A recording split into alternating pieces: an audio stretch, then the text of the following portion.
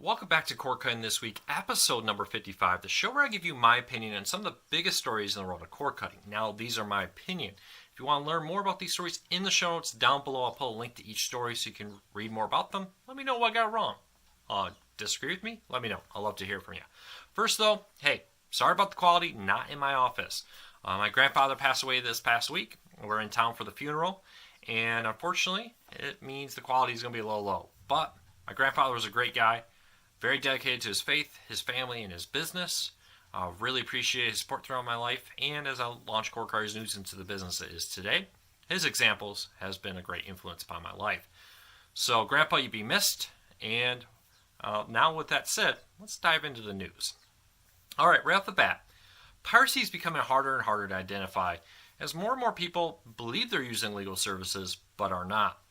This really came to light to me this week as Tinga, the owner of over-the-air stations like NBC, Fox, CBS, and more, posted a story promoting a fully loaded so-called Kodi box. Now, no, Kodi's not illegal, but these boxes that come preloaded with piracy apps are not necessarily legal, and they're often referred to as Kodi boxes, was promoted on their site. And if you read the review on their sites, and it came across as a network-wide one, so all the sites that Tinga owned posted about it, talks about free movies and TV shows. When you look at the video of the full review on YouTube, it clearly shows how do you get those? Well, Showbox. Showbox is currently being sued. If you read the Showbox website, it says Showbox is not a legal software for watching copyright protection movies. The movie studios will be able to see your IP and your complete viewing history. It goes on to say, you will likely be sued for copyright infringement. It is not worth the trouble. You can use legal apps like Netflix, Amazon, etc. So right there on the own Showbox website it says it's not. Reach out to Tinka for comment. They said no comment. After they kind of made an argument a little bit that this was probably illegal. Oh yeah, it's sold on all these big websites, so don't worry about it. And then they went on that for a while. And this also reminds me of other services like Set TV. Set TV promised for $20 a ton of cable networks, and it looked professional. Offered tech support, offered a U.S. address, and had a relatively polished website and so forth. These Kodi boxes are popping up places like Tinga, U.S. malls, even military PXs, which are like malls, have been selling them. Get a lot of calls, hey, I bought this like $300 box at a military PX, promises lifetime TV shows and movies. It's no longer working. What can I do? You're out of luck. You bought a honestly overpriced piracy device. And for example, just yesterday, I was in a mall here picking up some clothes.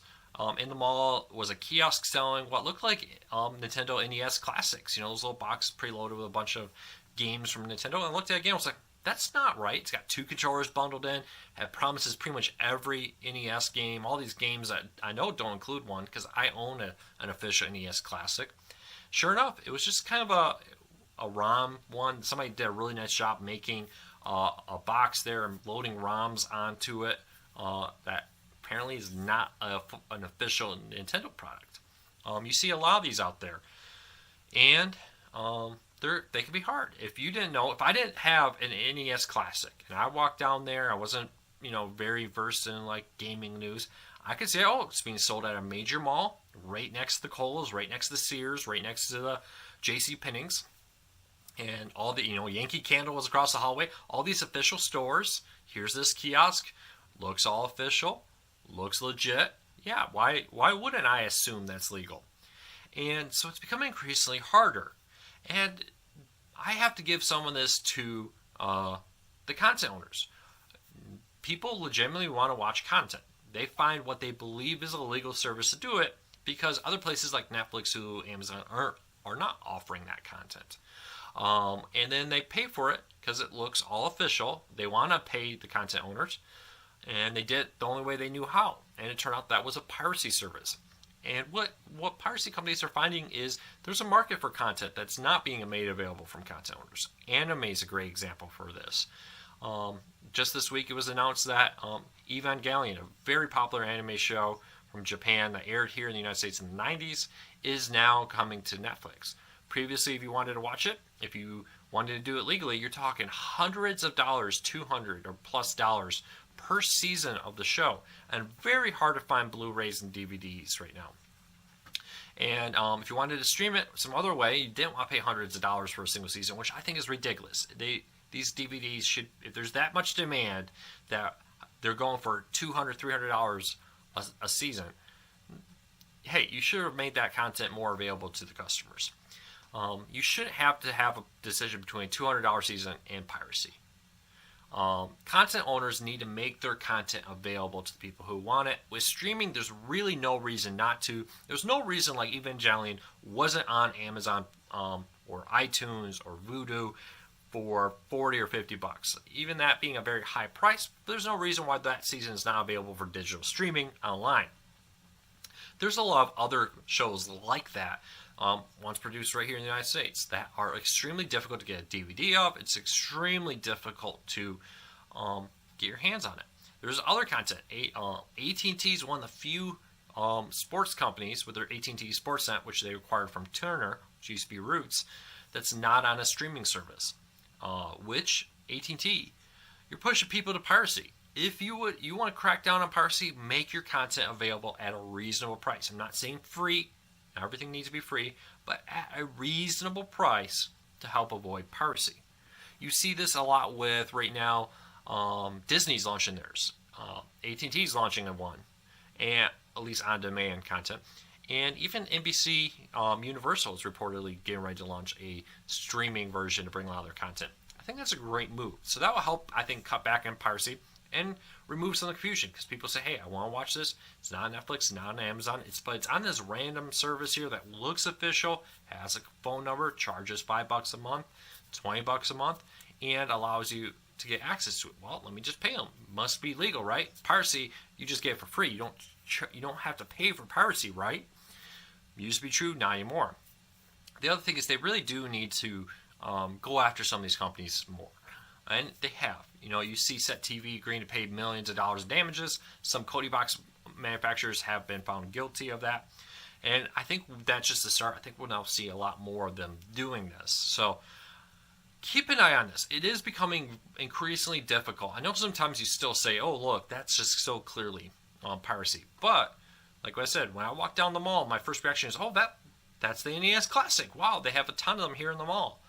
Wait a minute. Because I knew more, I knew that wasn't right. But if you didn't know more about these devices, you could easily find yourself falling into the trap that was a legal one when it just wasn't. So, content owners, make your content available. Make it so piracy isn't the only way to get it. And they need to continue to enforce that and educate people. So, that's my thoughts. I don't know. What do you think? What do you think about the growth of piracy, the confusion related around it, the growth of piracy services that look very official? Leave me a comment. Let me know. Next up, DIRECTV Now. Speaking of things that drive people to piracy, DIRECTV Now is apparently going to thin out the number of channels they offer and raise the price of $50 to $60 as a starting point. I know they have $50 to $60 pricing points now, but this is a price hike for the starting up. So it's a $10 to $20 price hike that DIRECTV Now is reportedly looking at. This comes from AT&T Chief Randall Stephenson. I apologize if I butchered that name. When speaking about the future of DIRECTV Now, he said he plans to, paraphrasing, thin out the content, raise the price to make it more profitable. Of course, they've already ended most of their discount deals, so you're not really getting a lot of discounts on DIRECTV Now. No more big bundles on the Apple TV and so forth. The other thing he kind of mentioned was, with DIRECTV Now at this price point, DIRECTV will have a cheaper bundle with a smaller bundle, which many have taken when he was talking, because he was talking in reference to streaming, as the DIRECTV streaming bundle will offer a cheap stripped down version. So you have AT&T Watch, DIRECTV in the pricing, and then DIRECTV Now. Really raises the question of why is DIRECTV Now going around if they're going to have a DIRECTV streaming service, which is cheaper, AT&T Watch, which is cheaper, and then like this middle ground is DIRECTV Now, which is a separate service, and then the high ground is this DIRECTV satellite. AT&T is just completely making this impossibly confusing. We'll have to wait and see, though, because this reportedly won't actually happen until early 2019. They may do some stuff to make it less confusing, but this must be something that Hulu, YouTube TV, Sling is all looking at DIRECTV Now like, yes, raise your price. No contracts at DIRECTV Now. We will happily take your DIRECTV Now customers. come on down. If you're going to drop channels and raise your price, Sling TV would love to talk to you. YouTube TV would love to talk to you. Hulu, PlayStation View, Fubo, list goes on and on. I think AT&T needs to remember that they say, well, we're going to just pare them down to the channels that people really want. One of the things about cord cutting is flexibility. The idea that what you like is different than what I like. So that just because that it may be, maybe the mass majority of people like that, but there's going to be a lot of people who don't, that they will probably be scaring away. And this probably lines up with what we learned about a week ago, that AT&T expected DIRECTV Now to lose subscribers in the fourth quarter of 2018 and lose subscribers into 2019. It wasn't clear if throughout the entire 2019 expected to lose subscribers or just at the start of it. But with the price going up, channel selection going down, a confusing satellite service, I wouldn't be surprised though if the satellite version of the streaming requires a contract. We'll have to wait and see. But I think it's very confusing on how all that will work out. But my thing here is I think AT&T is making a big mistake. They're already feared as this evil big corporation. There's a lot of people who see them as the Death Star. You've probably seen that logo out there a few times. That there's the Death Star AT&T logo. 2 price hikes in 1 month or in 1 year, 12 months is a lot. I think they would have done better to try to space them out more. I think they would do better to try to convince people that there's benefit than to say we're going to cut the channels and raise the price. I'll be very interested to see what happens. A lot of people had pegged DIRECTV Now to become the largest streaming service by the end of 2018. We know that won't happen now. They won't overthrow Sling TV probably, but they also won't probably do it in 2019. Honestly, if at this rate they don't, they continue down the rate that they're talking about. So I'm very interested to see what happens here. I'd love to know, with the price hike, will you be canceling DIRECTV Now? What do you think is going to happen to DIRECTV Now? Hulu is coming up very quickly behind them. YouTube TV is coming up very quickly behind them, and other services. Is it possible that they're going to get overrun and then be left behind? I don't know. Leave me a comment. Let me know. I'd love to hear from you. And lastly, the last story of the day is the Fire TV Stick is, according to Amazon at least, on their website, the most popular streaming player. Amazon released their best-selling devices. According to everything on Amazon, everything, the Fire TV Stick was the most popular one, the first gen, the HD version of it, which was followed closely behind by the Echo as the most popular device. Now, in the home entertainment section, it's very interesting. Roku TVs were one of the most popular TVs sold, and Roku streaming players, right after the Fire TV Stick, the Echo was the Roku Stick Plus. So Roku did pretty well, standing out against all the TVs out there, and with stream players holding their own, especially with Amazon having the complete power of the Amazon.com. If you ever go to Amazon.com, you've probably seen the Fire TV Sticks offers at the top. Go to the deal page, there's the stick offer. Heck, you search for unrelated products, sometimes it seems like that comes up. It seems like the Amazon Stick is everywhere on Amazon.com. So it's very interesting. Maybe it's not. It really shouldn't shock us that that was the most popular streaming player out there. I am interested to see though, how does it stack up in general? We know Best Buy has very tight. They give the Fire relationship with Amazon. They give the Fire TV Sticks, so forth, preferential placement across the store, at the front of the store, at the kiosk where the Rokus are kind of hidden more. I did talk to a Best Buy rep and said, "Oh yeah, Fire TV Sticks best selling product at Best Buy." So, or at least amongst the streaming players. But at Walmart, I talked to them there, and they talked to us about how they can't keep Rokus on the shelf. Roku gets prime real estate on Roku at Walmart's, and at the kiosks, and at the end caps, and so forth. So I'm interested to see what the total is. We know that the Fire TV Stick and the Fire TV overall is gaining market share. Roku, at least amongst our readers, has been holding steady around 70% recently. The Fire TV Stick has been and Fire TVs overall has been increasing up to 40%. Most core cars own multiple devices. So I'll be very interested to see in the future which one. Hey, sorry for the quick jump cut there. A little camera decided to stop running. So real quick, Walmart Roku is selling great. At Amazon.com, Roku is selling great. Fire TV is definitely gaining market share.